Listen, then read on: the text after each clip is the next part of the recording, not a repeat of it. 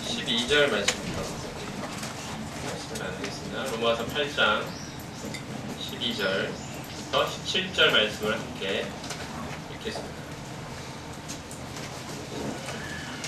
로마서 8장 12절부터 17절 같이 교독하겠습니다. 제가 12절 읽고 여러분이 13절 읽고 이런 식으로 교독하겠습니다. 12절 그러므로 형제들아 우리가 빚진 자로되 육신에게 져서 육신대로 살 것이 아니니라.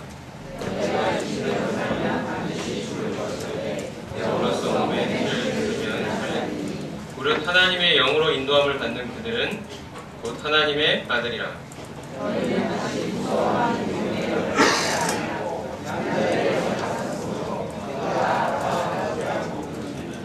성령이 친히 우리의 영과 더불어 우리가 하나님의 자녀인 것을 증언하시나니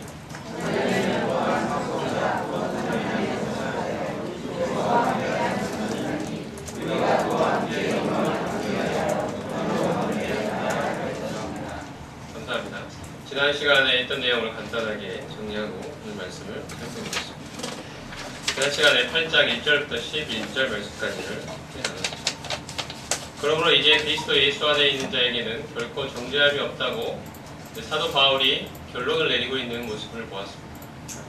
우리 가운데 예수 그리스도를 믿는 자들은 그 상황이 어떠하든지 그 형편이 어떠하든지 어떠한 자격이나 이러한 조건에도 상관없이 오직 그리스도를 믿는 자들은 이 땅에 오신 하나님의 아들 예수 그리스도를 믿는 자들은 하나님의 은혜로 결코 정죄함이 없는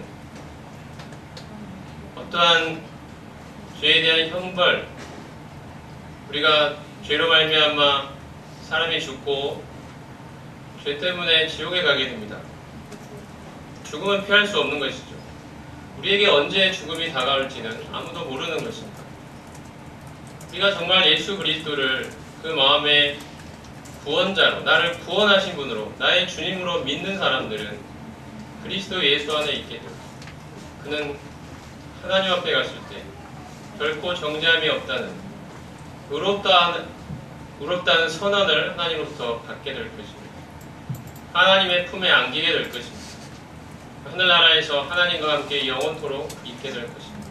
이것이 사람의 행위나 사람의 노력으로 말미암은 것이 아니라 사람의 상태가 어떠하든지 사람의 형편이 어떠하든지 오직 하나님의 은혜로 예수 그리스도를 믿음으로 말미암아 정죄함이 없는 축복에 이르게 된다는 이 말씀을 결론으로 이제 말씀을 바울이 하고 있습니다.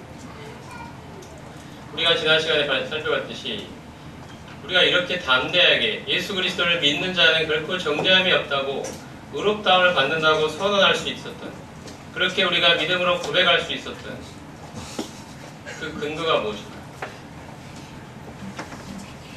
사도 바울이 복음을 전할 때 반대자들이 하나님의 은혜로 예수 그리스도를 믿는 자들에게 하나님이 의롭다 해주신다, 하나님이 결코 정죄함이 없다고 말씀해 주신다는 이 복음을 반대하는 사람들이 바울에게 내걸었던 가장 중요한 반대는 뭐였냐면, 만약에 사람이 은혜로 구원을 받는다면, 오직 예수님을 믿음으로 구원을 얻는다면 그 사람의 삶에는, 실제의 삶에는 죄가 늘어날 것이다. 이것이 그들의 반대 논거의 핵심이었습니다. 여기에 대해서 바울이 뭐라고 대답합니까? 8장 2절과 3절과 4절에서 이야기하죠. 8장 2절에서는 이는 그리스도 예수 안에 있는 자에게는 그리스도 예수 안에 있는 생명의 성령의 법이 죄와 사망의 법에서 우리를 해방했다고 말씀합니다. 죄와 사망의 법에서 우리를 해방하셨기 때문에, 생명의 성령의 법이 해방했기 때문에 우리는 더 이상 죄의 종이 아니고 죄에 대해 죽은 자가 되었고 죄로부터 벗어나 이제 하나님의 종이 되는, 그리스도의 종이 되는 이 해방을 맞았기 때문에 실제의 삶에서 죄가 조장될 리가 없다는 것입니다. 있을 수가 없는 것입니다. 죄의 종이 더 이상 아니기 때문에 죄의 종으로부터 해방시키셨다는 것이죠. 복음이 이 사실을 말하고 있기 때문에 우리가 믿음으로 구원 얻는다고, 은혜로 의롭다함을 받는다고 이야기하더라도 실제의 삶에서 죄가 늘어난다는 이 반대, 이 고소를 받을 필요도 이유도 근거도 없다는 것입니다. 이것이 첫 번째 이유였고요. 두 번째가 뭐였습니까? 3절과 4절에서 율법이 육신 때문에 연약하여 할 수 없는 그것을 하나님은 하셨다. 그것이 무엇입니까? 바로 거룩한 삶입니다. 율법의 요구. 죄가 더 늘어날 것이라는 사람들 앞에서 너희들의 말과는 반대로 오히려 믿는 자의 삶에는 거룩이 더 늘어날 것이다. 이렇게 이야기합니다. 옛날에 율법으로 말미암아 육신이 연약하여 할 수 없었다. 우리 안에 육신이 있죠. 육신 안에 죄가 있습니다. 내 안에 있는 이 육신 안에 이 죄, 내 안에 육신이 있음으로 말미암아 이 율법적인 노력으로는 하나님이 원하시는 이 거룩을 이뤄낼 수 있는 힘이 우리에게 율법이 줄 수 없는 거라는 거죠.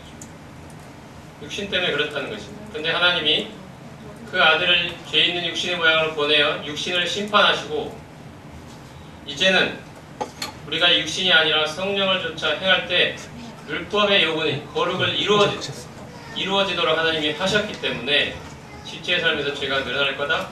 이러한 반대는, 이러한 고소는 있을 수가 없다는 거죠.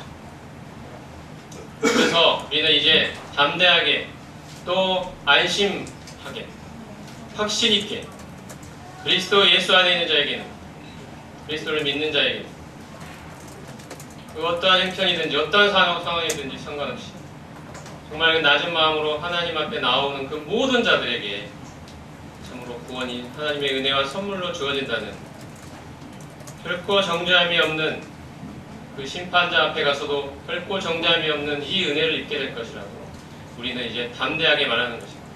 죽음은 우리를 결코 피해갈 수 없습니다. 우리는 결코 죽음을 피해갈 수 없습니다. 죽음은 언제 우리에게 다가올지 모르는 일입니다. 젊은 사람도, 나이 어린 사람도, 심지어 어린아이들도 죽음은 언제 그들에게 닥칠지 모르는 일입니다. 앞길이 창창한 젊은 사람들도 자신 앞에 언제 죽음이 닥칠지 우리 인생은 모르는 사람입니다. 우리가 이 땅을 살아가면서 예수 그리스도를 믿음으로 말미암아 그리스도 예수 안에 있는 자에게 결코 정죄함이 없다는 이 마음의 확신과 이 축복을 우리가 마음에 안고 살아가는 이 기쁨보다 큰 것이 무엇이 있겠습니까? 이러한 축복을 하나님 우리에게 주셨습니다. 그리고 이제 그 바울이 그 이하에서 쭉 무슨 이야기를 하냐면 이제 육신을 따르지 않고 성령을 따라 행하는 삶에 대한 이야기를 쭉 했었습니다. 육신을 따르는 자는 육신의 일을, 성령을 따르는 자는 영의 일을 생각한다 하면서 이제 우리가 육신을 따르지 않고 영을 따라 행해야 되는 그 이유에 대해서 설명을 한 것입니다. 성령이 우리 안에 내주하시게 된다는 이야기를 했죠. 성령께서 내주하시는 그리스도인에게 주어진 이 해방, 죄로부터의 해방의 특징에 대해서 계속 우리가 육신 안에 있을 때의 삶과 비교하면서 설명을 한 것입니다. 이제 내 안에 성령이 계시다. 이제 내 안에 하나님이 계시다는 것입니다. 성령 하나님이 내 안에 거하신다는 것입니다. 전에는 우리가 거듭나기 전에는 성령이 내 안에 계시지 않았죠. 우리가 하나님 원하시는 거룩을 이루어보려고 발버둥을 쳐도 우리의 힘으로 결코 그것을 이뤄낼 수 없었어요. 죄는 정말 강력한 힘으로 우리의 인생을, 우리를 사로잡고 있었어요. 근데 이제 하나님 은혜로 우리가 거듭나고 예수 그리스도를 믿음으로 말미암아 거듭나서 우리가 얻게 된 정말 놀라운 은혜와 축복이 뭐냐면 내 안에 성령이 거하신다는 것입니다. 예수님이 내가 또 다른 보혜사를 너희에게 보내주겠다고 약속하셨던 바로 그 성령, 예수님이 스스로가 보혜사이시지만 내가 떠나는 것이 오히려 너에게 유익이라고까지 말씀하셨다. 그 또 다른 보혜사, 성령, 내 안에 거하시는 그 하나님, 그분이 이제 내 안에 계시다는 것입니다. 이것이 얼마나 우리에게 놀라운 은혜와 축복인지. 옛날에 구약의 사람들은 하나님에 대해서, 모세 같은 사람도 하나님의 영광을 봤죠. 하나님의 임재 가운데 있었습니다. 정말 놀라운 은혜와 축복을 경험한 것입니다. 인간으로서 경험할 수 있는 구약의 인물 중에 아마 최고의 축복을 받았을 것입니다. 하나님의 영광을 보았다는 것입니다. 물론 하나님 전체 영광을 본 건 아니지만 그 일부라도 맛을 봤다는 거예요. 근데 아마 하늘나라 가면은요, 우리는 모세에게 이렇게 질문할지 모릅니다. 아, 정말 하나님 본 것이 얼마나 놀라웠느냐, 이런 이야기를 물어보고 싶겠죠. 근데 저는 그렇게 생각합니다. 오히려 모세가 우리에게 물어볼 거라. 나는 나의 바깥에 있는 하나님을 보았지만 당신들은 하나님이 당신들 안에 있지 않았냐? 얼마나 놀라웠느냐? 이걸 물어볼 거라고 생각합니다. 그 느낌이 어땠느냐? 하나님이 그 안에 거하시는 사람. 이걸 물어볼 거라고 생각합니다. 우리가 모세보다도 구약의 어떤 인물들보다도 놀라운 은혜를 입었습니다. 하나님 그분이 바로 내 안에 계신 것입니다. 이 존재가 바로 그리스도인이라고 바울이 이야기합니다. 그러니 이제 육신을 따라 살 것이 아니라 내 안에 오신 이 하나님이신 이 성령을 따라 살아. 이것이 그리스도인의 삶의 본질. 그 이야기를 하고 있는 것입니다. 전에는 우리는 죄의 권세와 통치 아래 있었습니다. 하나님의 은혜로 해방을 받았습니다. 이제는 육신을 따라 사는 존재들이 아닙니다. 내 안에 찾아오신 하나님 그 성령을 쫓아 살아가는 존재가 된 것입니다. 이 일을 이루시기 위하여 하나님이 원하시는 그 거룩한 삶을 살아나도록 하시기 위하여 나아가서 하나님의 형상을 닮아가는 이 하나님이 우리를 구원하신 그 목표, 우리를 부르신 그 목표 지점에 이르도록 하시기 위하여 그게 우리의 힘으로 되지 못하니까 하나님이 직접 우리 가운데 찾아오셨다는 것입니다. 바로 그분이 성령이십니다. 우리 가운데 찾아오신 하나님, 그분을 우리는 성령이라고 부릅니다. 로마서가 바로 그 이야기를 하고 있습니다. 우리 안에 성령이 오시지 않습니다. 우리는 하나님의 영으로 인도함을 받는 그들은 하나님의 아들이라고 말씀하고 있습니다.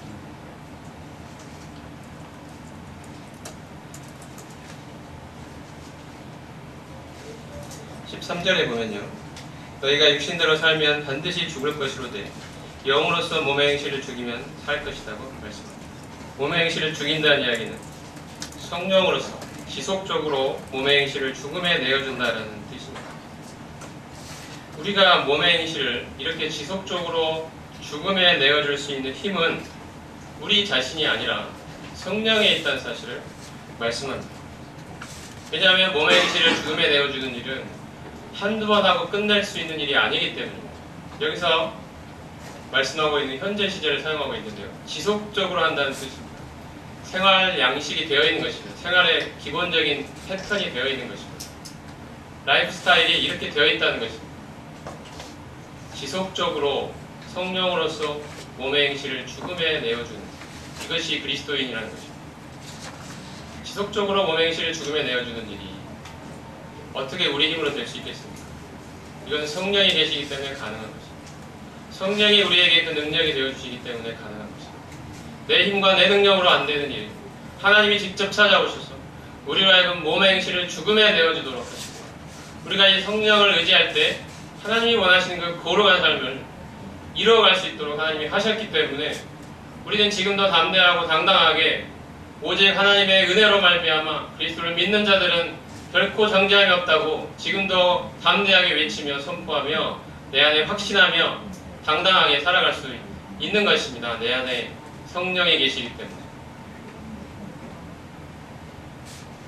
거듭나지 못한 사람들은 성령이 없죠. 몸의 행실을 지속적으로 죽일 수 있는 힘이 그 안에 없습니다.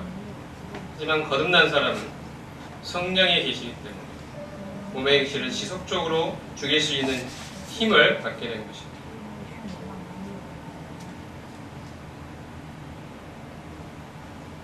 14절에 하나님의 영으로 인도함을 받는 사람은 하나님의 아들이라고 말씀합니다. 죄에 빠져있는 우리를 다시 살리셔서 새 생명을 주신 분도 성령이시고, 우리로 하여금 주님의 그리스도의 영원한 속죄를 믿고 의와 거룩을 얻도록 인도하신 분도 성령님이시고, 마침내 우리 주님이 다시 오셔서 우리를 그분과 같은 영광스러운 형상으로 완벽하게 변화시킨 그 날이 올 때까지 이 땅을 살아가는 우리를 계속해서 그리스도의 형상을 닮아가도록 인도해 가시는, 그 지속적으로 인도해 가시는 분도 성령이십니다. 우리에게 성령이 주어졌다는 사실은 얼마나 우리에게 놀랍고 큰 은혜요 축복인지 모릅니다. 그리스도의 사역이 우리 안에 실제로 열매를 맺도록 인도해 가시는 분이 성령이십니다. 바로 그 일을 위해 성령이 우리 가운데, 우리 안에 오신 것입니다. 성령께서 또 이렇게 하시죠. 15절에 너희는 무서워하는 종의 영을 받은 게 아니고 양자의 영을 받았다고 말씀합니다. 그래서 하나님을, 거룩하신 하나님을 아빠라고 부를 수 있다는 거죠. 아빠, 어린 아이들이, 갓난 아이들이 아까도 뒤에서 어떤 누군지 모르겠는데 한단 애가 아빠 그 거룩한 아버지 하나님을 이제 우리는 어린아이가 그 정말 친근한 그 아빠 이름을 부르는 것처럼 아빠라고 부를 수 있고 아빠 아버지라고 부를 수 있고 우리 안에 양자의 영이 오셨습니다. 양자라는 것은요, 당시 로마 시대에 양자라는 그 의미에 대해 좀 살펴볼 필요가 있는데, 양자라는 것은 원래는 내 아들이 아닌데 누군가를 입양을 하는 거죠. 그리고 친아들과 동등한 지위와 권리를 갖도록 하는 것이 양자입니다. 당시 로마 제국에서는요, 강력한 국권이 존재하고 있습니다. 아버지가 가지는 권리, 국권이 존재하고 있었는데 이 아버지의 권리가 얼마나 강력했냐면 자식들을 죽일 수도 있었어요. 그 힘이 강력한 국권이 존재하고 있었어요. 생사를 주관할 수 있는 힘이 있었던 거죠. 그래서 로마 시대의 입양이라는 이것은 뭐냐면 그렇게 강력한 국권을 가진 그 어떤 아버지 밑에 있는 그 다른 아버지 밑에 있는 그 아들을 또 다른 강력한 국권을 가지고 있는 또 다른 아버지의 그 아버지 밑으로 옮기는 절차이기 때문에 굉장히 정말 신중하고 굉장히 진지하고 굉장히 중요한 의미를 가졌습니다. 이 입양의 절차는 두 가지 과정을 통해 이루어졌는데 첫 번째는 만시파치오라고 불리는 절차입니다. 이것은 입양을 보내는 아버지가 입양을 받는 아버지에게 자기 아들을 3번에 걸쳐 파는 그런 상징적인 행위를 합니다. 이 아버지가 저 아버지에게 아들을 팝니다. 팔았다가 다시 찾아와요. 그리고 또 팔아요. 또 갖다 줍니다. 또 다시 찾아옵니다. 그리고 또 다시 팝니다. 그리고 그 다음에 3번째는 찾아오지 않습니다. 그냥 한 번에 파는 게 아니고 3번에 걸쳐 이게 얼마나 신중한 행위인지를 보여주는 거죠. 그 3번째 더 이상 찾아오지 않습니다. 이것이 정말 고민하고 신중에 신중을 기하는 행위라는 걸 보여주는 거죠. 왜냐하면 한번 그 아들이 그쪽에 강력한 국권으로 넘어가면요, 한마디로 깨시기 때문에 더 이상 나는 어떠한 권리도 아버지로서 어떠한 권리도 갖지 못합니다. 굉장히 신중한 행위였습니다. 이게 만시파치오입니다. 그리고 그 다음에 어떻게 하냐면 그 아들을 이전받은 그 다른 아버지 빈디사치오라는 행위를 하는데요. 그것은 법적인 절차입니다. 이제 그 이전받은 그 아들을 로마 제국의 법무관에게 데려가서 그 아들을 자신의 국권 아래로 이전시켜달라고 법적인 청구를 하게 됩니다. 그렇게 되면 이 법무관의 판단에 따라서 법적인 절차가 끝나게 되고 이제 그 아들은 새로운 아버지 밑으로 입양의 과정이 완료되게 됩니다. 그러면 어떤 결과가 되냐면 그 아들은 이전 가족에서의 모든 권리를 다 잃어버립니다. 그리고 새로운 가족에서의 모든 권리를 취득하게 됩니다. 아버지의 완전한 상속자가 새 아버지의 완전한 상속자가 됩니다. 다른 아들들이 있을 거 아니에요? 그 아버지에게 그 다른 아들들, 친아들들이 있을 거예요. 그 아들들과 똑같은 권리와 지위를 확보하게 됩니다. 이것이 입양. 우리 역시 전에는 하나님을 멀리 떠나 하나님의 원수로 살았죠. 세상 속에서 하나님의 원수로 살았던 사람들. 우리는 사탄의 자식들이었습니다. 사탄의 강력한 국권 아래 있었던 사람들. 사탄 아래 놓여있던 사람들. 사탄의 지배를 받던 사람들. 그런데 하나님이 우리를 자신의 아들로 입양시켜 주셨습니다. 전에 사탄 아래서 있던 모든 우리의 삶은, 이전 삶은 다 기록에서 지워지고 이제 우리의 새 아버지이신 하나님, 그분의 아들이라는 놀랍고 영광스러운 지위와 특권을 이제 얻은 자. 된 것입니다. 이전의 삶은 다 지워졌습니다. 이제 하나님의 아들로서의 모든 지위와 권리를 얻게 된 것입니다. 하나님의 아들이라는 영광스러운 지위가 보장된 것입니다.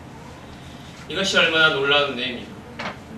전에 세상에서 살던, 사탄의 종노릇 하며 살던 그 모든 삶들은 완벽하게 지워졌습니다. 이제 우리의 옛사람은 십자가에 못 박혀 죽은 자들입니다. 이제 그리스도 안에서 새로운 피조물입니다. 이제 우리는 완전한 새 사람이 된 것입니다. 요새 말로 완벽한 신분 세탁이 이루어집니다. 전에 우리가 어떻게 살았는지 아무도 아는 사람 없습니다. 아무도 기억하지 못합니다. 우리는 완벽한 새로운 신분을 얻게 됩니다. 새로운 주민등록번호를 부여받았고 이름이 바뀌었고 아무도 나를 알아보지 못합니다. 이전 세상에 살던 사람들과 나의 관계는 완벽하게 끊어진 것입니다. 이제 하나님 안에 하나님의 아들로서 하나님의 유업을 물려받을 그 상속자로서 완벽하게 새로운 신분으로 그 특권을 가진 자로 완벽하게 탈바꿈한 것입니다. 이것이 우리가 하나님의 아들로 입양되었다는 것입니다. 얼마나 놀라운 일입니까?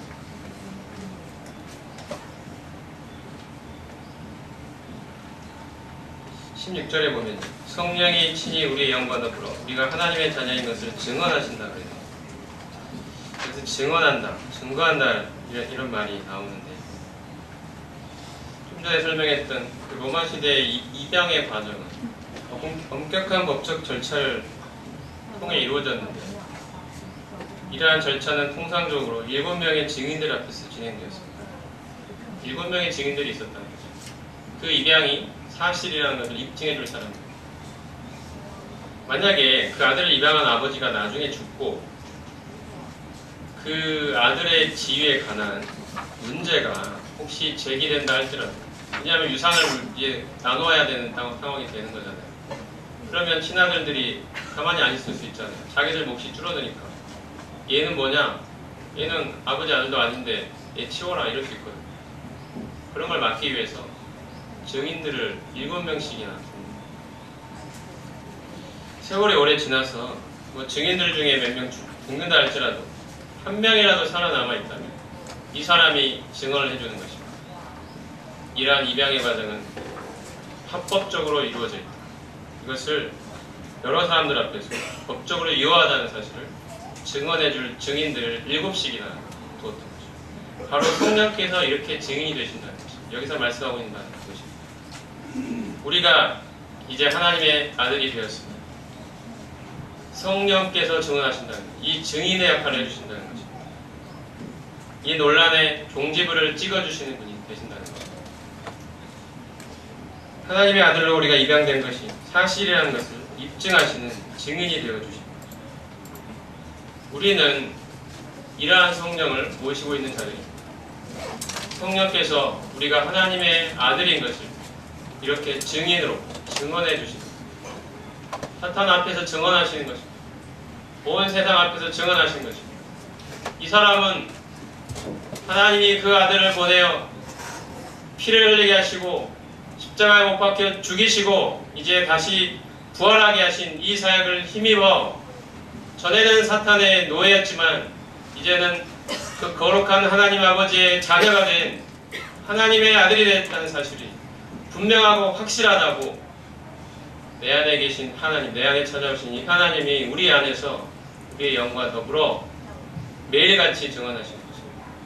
이 사람은 하나님의 아들이다. 하나님의 자녀라고. 그 어떠한 것도 하나님의 사랑에서 끊을 수 없는 하나님의 놀라운 은혜와 보호와 인도하심 속에 있는 그분의 인생의 주관자가 되시는 하나님이 그를 책임지고 보호해 가시는 성령의 인을 치시고 보호해 가시는 하나님의 자녀가 되었다고 내 안에 계신 성령께서 친히 증언하십니다. 이 증인의 역할을 성령께서 하시고 우리의 영광, 우리가 이 성령을 모신 자예요. 그러니 우리가 육신대로 살 수 있겠습니까? 성령을 따라 살아가야 되지 않습니까? 바울은 17절까지의 말씀이죠. 성령을 따라 행하라고, 성령의 인도를 받으라고 우리에게 권면하고 있습니다. 우리에게 찾아오신 이 하나님, 하나님이 예수 그리스도를 통하여 우리에게 주신 놀라운 이 해방의 사실을 기초로 해서 이제 내 안에 찾아온 하나님이 되시는 성령의 인도하심을 받아 살아가는 사람, 이것이 그리스도인이다. 이것이 복음이 말하는 것이다. 이것이 우리에게 주어진 축복이라고 우리에게 말씀하고 있습니다. 이렇게 할 때 우리는 거룩한 삶을 살아가게 될 것입니다. 율법의 요구를 이루는 삶을 살게 될 것입니다. 이러한 이야기를 하고 난 후에요.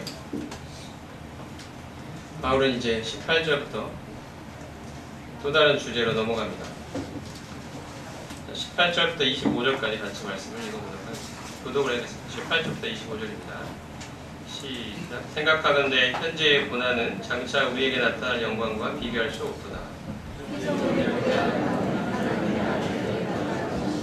피조물이 험한데 굴복하는 것은 자기 뜻이 아니요 오직 굴복하게 하시는 이로 말미암이라.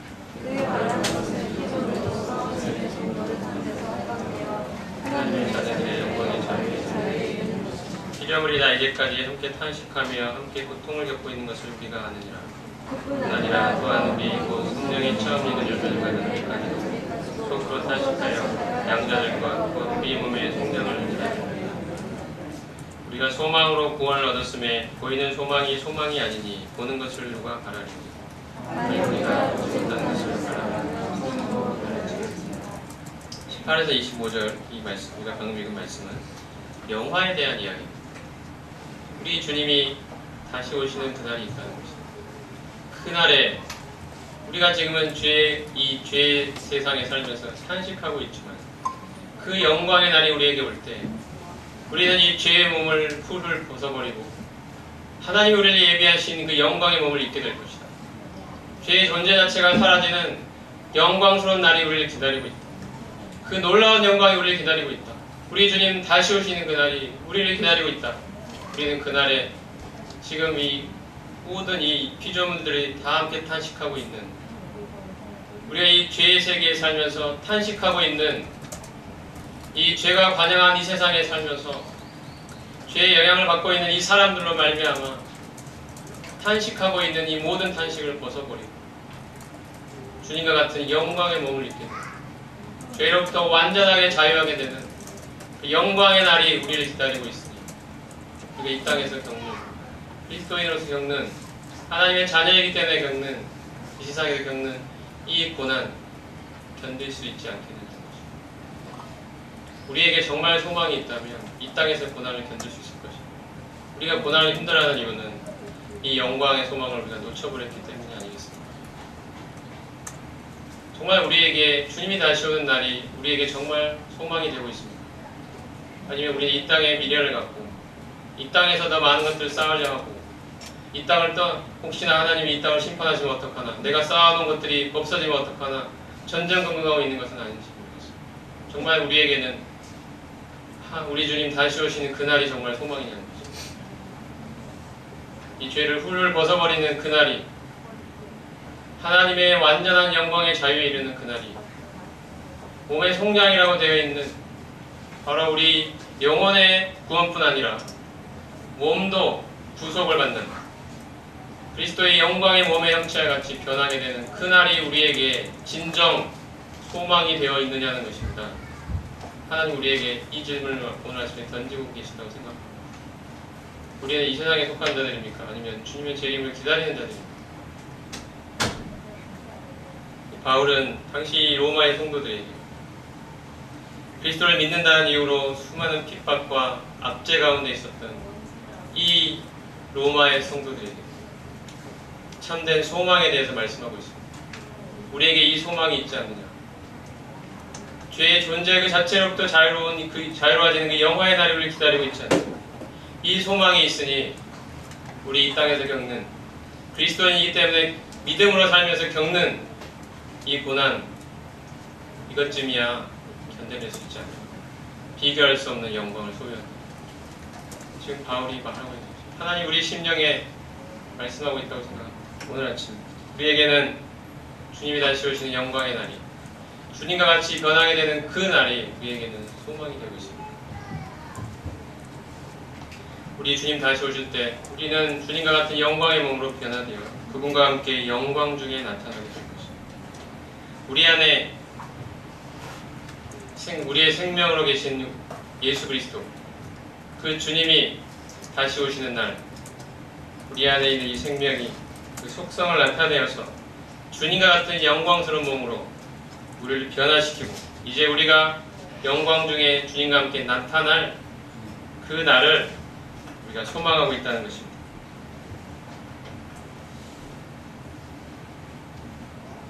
성경은 계속해서 그 이야기를 합니다. 우리의 소망이 어디에 있는지.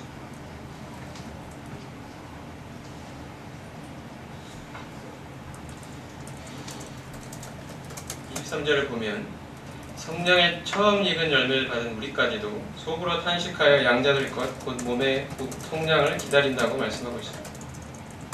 사람이 죄를 지어서 인간만 문제가 생긴 게 아니라 성경을 보면은 사람의 죄로 말미암아 모든 피조 세계가 저주를 받았다 이렇게 되어 있습니다.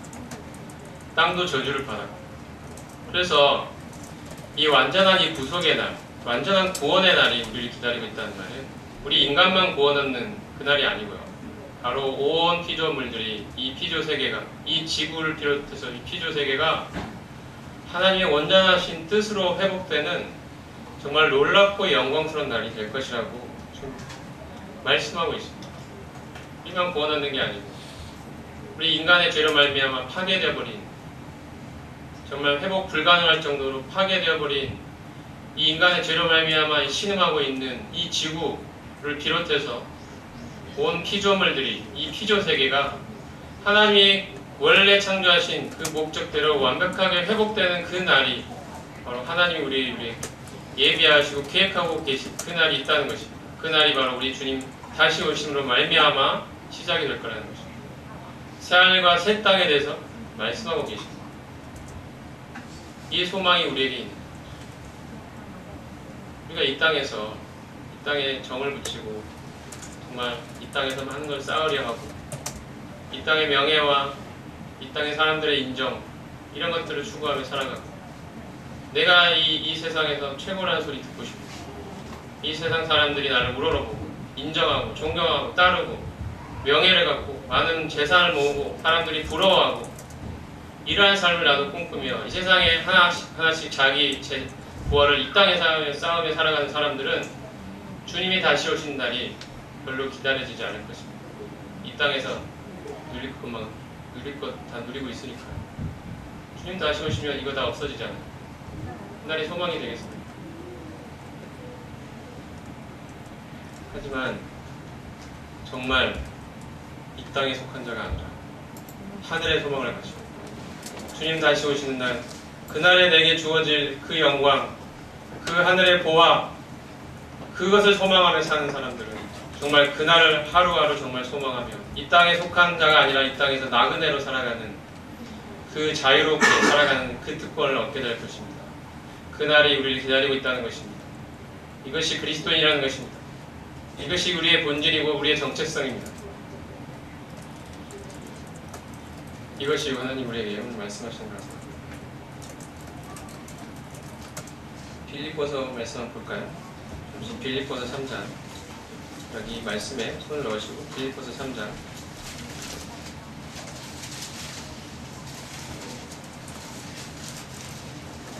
몸의 부활에 대해서 좀 생각을 해보겠습니다.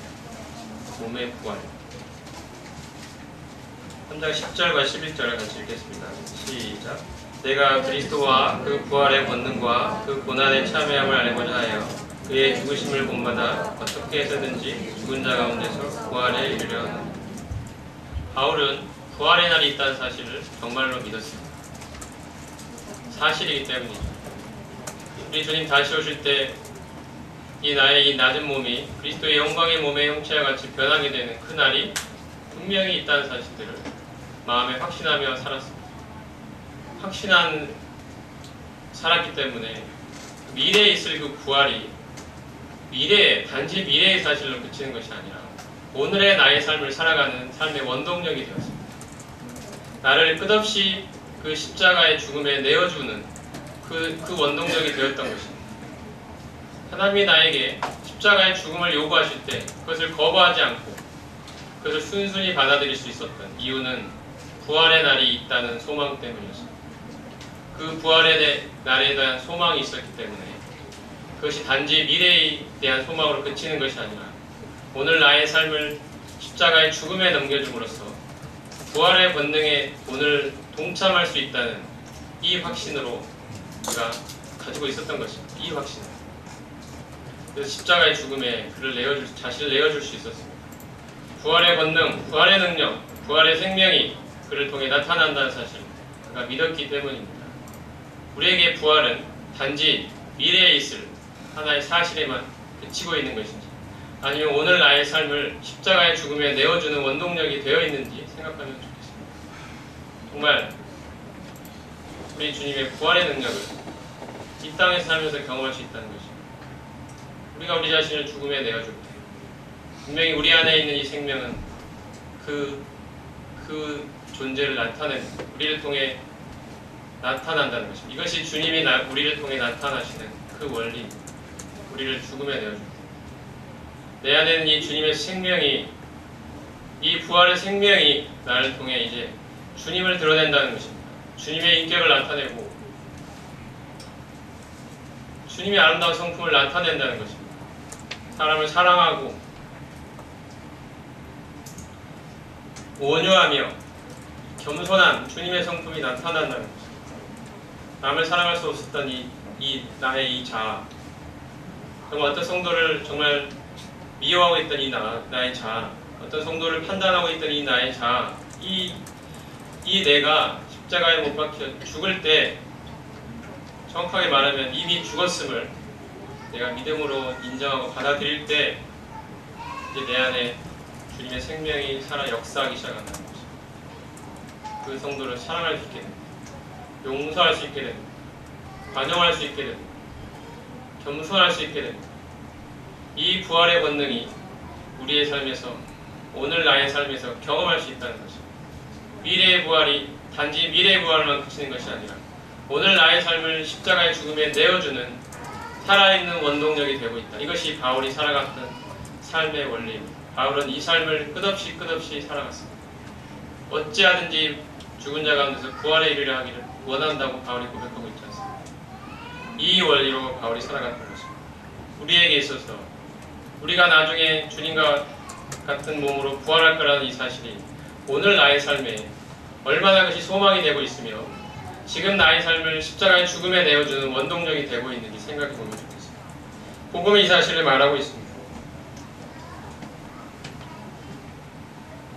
다시 8장으로 오셨어요. 말씀을 마무리하겠습니다. 8장 26절과 7절을 읽고 말씀드립니다. 같이 한번 읽어볼까요? 26, 7절 시작.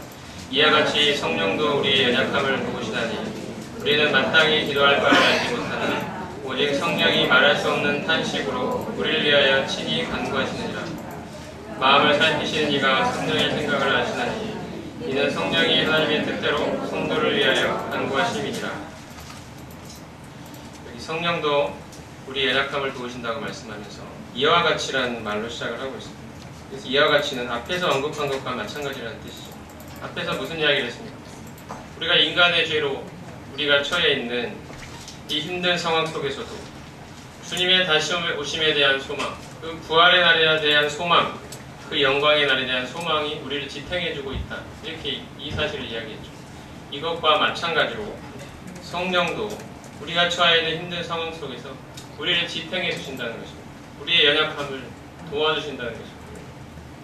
우리 여기서 말하는 연약함은 특별히 26절에 보면 우리가 마땅히 빌 바를 알지 못하는 연약함입니다.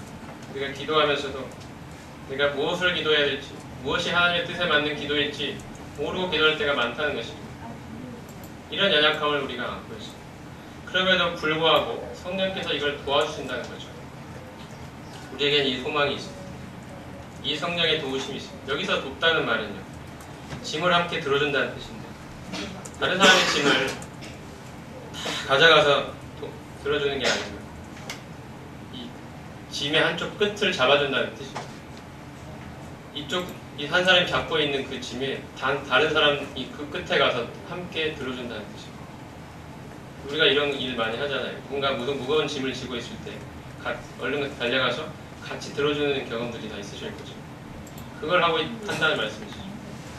어떤 분들은 성령께서 하시는데 내가 기도할 필요가 뭐가 있느냐 이렇게 말씀하시는 분들이 있습니다. 우리가 말당이 빌 바를 알지 못하는데 내가 왜 기도해야 되지? 성령께서 다 알아서 해주실 텐데.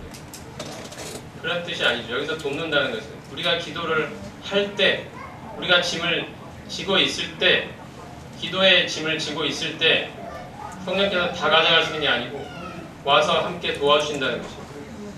우리는 기도해야 합니다. 기도 안 해도 성령이 되신다 해주실 거야 이런 뜻이 아닙니다. 우리는 연약한 중에도 기도해야 됩니다. 기도할 때 성령께서 우리를 위해서 간구해 주신다는 것입니다. 마땅히 빌 바를 알지 못하지만 성령이 말할 수 없는 탄식으로 우리를 위하여 친히 간구하신다고 이 도움을 주신다고 말씀하십니다. 우리는 기도해야 합니다. 하나님의 존전 앞에 나아가 기도해야 합니다. 그럴 때 성령께서 우리 연약함을 도와주신다는 것입니다. 이 성령이 우리 안에 있다는 거죠. 오늘 우리는 계속 성령에 대해서 이야기를 했습니다. 성령이 바로 우리에게 오셨다는 사실, 그 하나님이 우리에게 찾아오셨다는 그 사실, 그 하나님이 우리 마음에 오셨다는 이 사실이 우리에게 얼마나 놀라운 은혜가 되고 축복이 되고 소망이 되고 우리의 능력이 되는지, 우리의 도움이 되시는지를 말했습니다. 그래서 예수님이 내가 떠나가는 것이 오히려 유익이라고까지 말씀하시지 않습니다. 내가 또 다른 보혜사를 너에게 주겠다. 보혜사가 무슨 뜻입니까? 바로 우리 곁에서 우리를 지키고 인도하고 보호하시고 우리를 대변해 주시는 분이 바로 보혜사라는 뜻입니다. 이 성령이 우리 안에 계시는 감사합니다. 우리는 이 성령으로 인도함을 받는 자들입니다. 이 땅에 살아가면서 겪는, 주님을 믿는다는 이유로 겪는, 믿음으로 살아가기 위해서 우리가 때로 지불해야 되는 그런 대가들을 갖고 우리가 살아가죠. 그리고 우리는 이 죄된 세상에 살면서 이 세상의 영향을 받으면서 많은 탄식이 우리 가운데 있습니다. 이러한 탄식 속에서 우리가 그날을 소망하며 우리 주님 다시 오실 날을 소망하며 이 땅을 걸어갈 수 있는 것은 바로 우리 안에 성령이 계시기 때문에, 성령이 내주하시기 때문에 하나님이 우리 가운데 찾아오셨습니다. 하나님이 우리 가운데, 우리 안에, 내 안에 거하십니다. 이 하나님을 우리가 영화롭게 하며 이 하나님과 동행하며 이 하나님의 인도를 받는 그 삶을 살아가게 되기를 우리에게 성령을 주신 하나님을 찬양 기도하겠습니다. 하나님, 전에 옛날에는 구약시대에는 하나님이 우리 밖에 계셨지만 이제는 하나님이 우리 안에 직접 찾아오셨습니다. 내가 갖고 있는 연약함을 하나님이 아시기 때문에 하나님이 자신의 목적을 이루고자 내 안에 직접 찾아오셨습니다. 성령께서 계심으로 말미암아 우리는 우리가 하나님의 자녀라는 그 놀랍고 완벽한 확신을 갖게 되었고, 성령께서 끝없이 내 마음에서 너는 나의 자녀라고, 너는 나의 아들이라고 말씀해 주시는 따뜻하고 인자한 음성을 매일 계십니다. 주님, 이 확신을 저희가 갖도록 인도해 주셔서 감사합니다. 또한 성령께서 내 안에 계셔서 우리가 이 성령의 인도를 받을 때 하나님이 원하시는 거룩한 삶을 살아갈 수 있는 힘과 능력이 되고 계심을 인해서 감사드립니다. 우리는 연약합니다. 우리의 힘과 능력으로는 하나님이 원하시는 거룩을 온전히 이뤄낼 수 없습니다. 그런데 하나님이 직접 우리 가운데 오셨습니다. 이 하나님을 의지하여 하나님의 인도하심을 받아 하나님이 나를 주관해 가시도록 나를 내어드릴 때 참으로 이 성령 하나님으로 말미암아 정말 우리 안에 그리스도를 닮은 아름다운 성품과 열매가 나타나는 그 삶을 우리에게 허락하여 주셔서 참으로 감사합니다. 주님 다시 오시는 날까지 이 땅을 나그네로 살아가며 주님 다시 오신 날 참으로 주님 같은 영광스러운 몸으로 변화되어 이 죄의 모든 것으로부터 완벽하게 구속받는, 해방받는 그날을 우리가 소망하며 이 땅을 성령과 함께 살아가기를 원합니다. 참으로 우리 가운데 찾아와 주신 이 하나님 성령을 인해서 감사드립니다. 우리 주 예수 그리스도 거룩하시는 감사하며 기도드립니다.